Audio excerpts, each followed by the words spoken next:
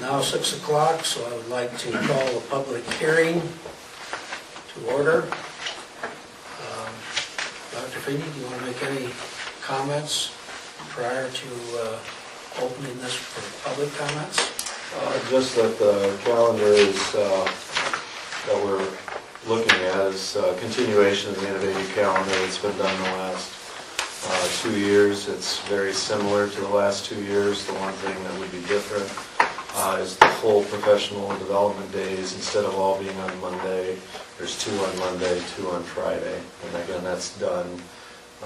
We picked that so that families could have a long weekend if they so choose. But having them all on Monday didn't work as well with some of the specials and schedule. So other than that, it's a continuation of what we've been doing and what we believe to be working. So we'd open it up to the floor. Any of you have any comments, questions? Marissa, are you? I like it. You like it? As a teacher, very much so, I like it. Oh. Okay, good to hear.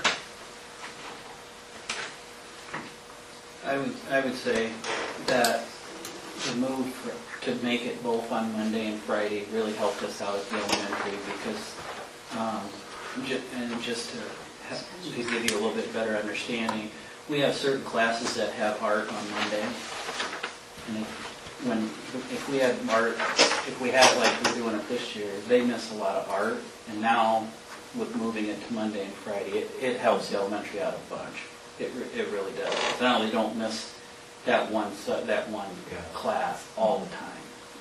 And I'm just happy that it works out in everybody's schedule that we can do that, so we can mix it up a little bit.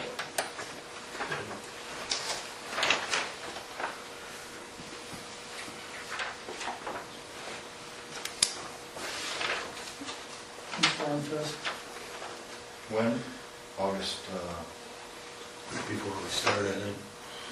Weekend of the 17th, I see. should be. It's beforehand. Before in-service starts, Yeah, which wasn't a factor, but somebody pointed that out after we got done. 17th, 18th. Should be the third weekend always.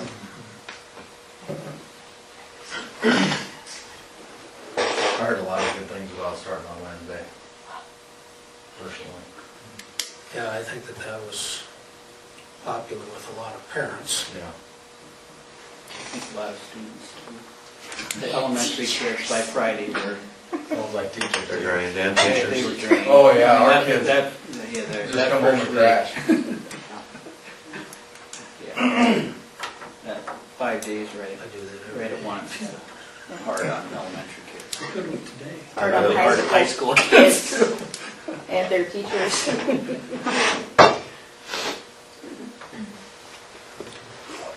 Well, I don't like to sit here and stare at one another, but we will leave this hearing open for at least 5 minutes if somebody else shows up.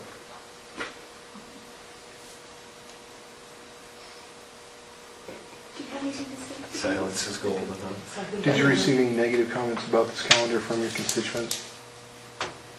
I haven't heard a word. I haven't heard any negative about it at all. I think, again, coming from my perspective, not having to try to teach for part of a class or part of a day and then try to finish up and put everything away and then run up and try to get yourself settled and get started, and then an hour and a half later then you're done. So being able to set an entire day aside for us to start something, get something accomplished, feel like you've gotten somewhere, and not try to, try to teach and do all of these things and just try to stay focused, I think is a really good thing. So, and I think it's better for the kids too, because any short day is craziness. It adds something different to the school day and gives kids that opportunity to, make an excuse for whatever. Could you spend a little time talking about what the innovative calendar is, how it differs from the regular calendar, what the benefits are to the school? Yeah, the biggest difference is that the state sets 180 teaching days. This has 177 teaching days. And the trade-off for that is that there aren't any late arrivals or early dismissals for professional development, which is what Larissa was talking about. So when you add in, and I don't think it's in the application here, but when you actually add up the instructional time available in this calendar is greater than it is with 180 and having, say, early outs once a month. So the innovative part, innovative is a term that's used by the DE, that's why we use that term. That's really, it's a focus that we have, full day professional development, and we don't dink around with the other instructional time. That's the advantage. Financially, we pay some of our support staff 3 days less. We run the buses 3 days less. That's true. We cook lunch 3 days less. What was the cost per day on that again? I think we were figuring, when we did this 2 years ago, I want to think we saved $12,000. I have That 12,500. sounds, yeah.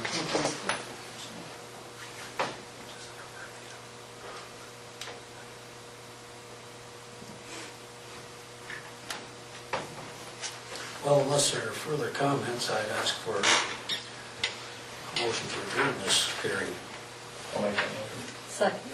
Motion second to adjourn the hearing. Those in favor say aye. Aye. Aye. Motion carries.